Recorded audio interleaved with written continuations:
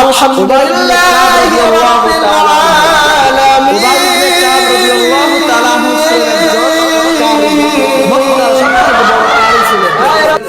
কারি বোঝেন তো, যারা লম্বা শ্বাস নিয়ে তেলাওয়াত করে, সুন্দর তেলাওয়াত করে, ওরা হচ্ছে কি কারি। উবাই ইবনে কাব রাদিয়াল্লাহু তাআলা আনহু ছিলেন সেই জামানার মক্কার ভিতরে সর্বশ্রেষ্ঠ একজন কারি ছিলেন। তিনি যখন কোরআন তেলাওয়াত করতেন এত সুন্দর লাগতো, এত মধুর কণ্ঠে তিনি তেলাওয়াত করতেন।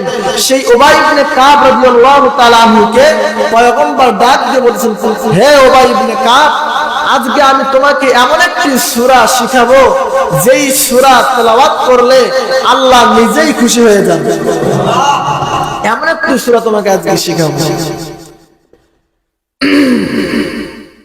পয়গম্বর মুহাম্মদ সাল্লাল্লাহু আলাইহি ওয়াসাল্লাম উবাই ইবনে কাব রাদিয়াল্লাহু তাআলা কে ডাক দিয়ে বললেন, উবাই, আমি তোমাকে আজকে সূরাতুল কোরআনুল কারীমের এমন একটি সূরা শিখাবো রে ভাই, যেই সূরাটা ইনজিলে নাই। কিসে নাই?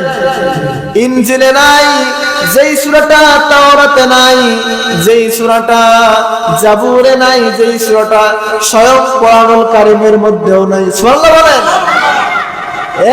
উবাই ইবনে কাব, আমি আজকে তোমাকে এমন একটি সূরা শিখাবো যেই সূরা আল্লাহ রাব্বুল আলামিন এর কোন বান্দা যখন নিজেই তেলাওয়াত করতে শুরু করে দেয় আল্লাহ নিজেই খুশি হয়ে যান। এবার উবাই ইবনে কাব বললেন, পয়গম্বর কি সূরা, কেমন সূরা বলেন বলেন। পয়গম্বর বললেন, উবাই ইবনে কাব শুনে নাও, তুমি যখন নামাজ শুরু করো তুমি সর্বপ্রথম কোন সূরা দিয়ে নামাজ শুরু করো? উবাই ইবনে কাব বললেন, পয়গম্বর আমি যখন নামাজ শুরু করি, নামাজের মধ্যে শুরু করে আমি সূরাতুল ফাতিহা তেলাওয়াত করি। সবাই পড়েন আলহামদুলিল্লাহি রাব্বিল আলামিন। ও পয়গম্বর আমি সূরাতুল ফাতিহা তেলাওয়াত করি। পয়গম্বর বললেন, এ উবাই ইবনে কাব, এই সূরার মর্যাদা এত বেশি, এত মর্যাদা একটা সূরা। এই সূরা যখন কোন ব্যক্তি তেলাওয়াত করতে শুরু করে দেয় আল্লাহ রাব্বুল আলামিন তার ফেরেশতাদেরকে ডাক দিয়ে বলে, ও আমার ফেরেশতারা, তোমরা আমার বান্দাদেরকে সৃষ্টি করার জন্য নিষেধ করেছিলাম। আল্লাহ আপনার বান্দাদেরকে আদম সন্তানকে সৃষ্টি করিয়েন না।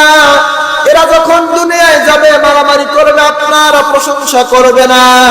এরে বান্দারা, দেখো দেখো আমার বান্দা ডাল ভাত খেয়ে নামাজের মধ্যে দাঁড়ায় আলহামদুলিল্লাহি রাব্বিল আলামিন আমার প্রশংসা করেছে।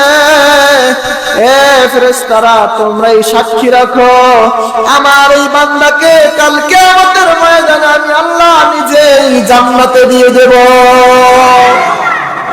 এত পাওয়ারফুল একটা সূরা, সূরাতুল আলহামদুলিল্লাহ।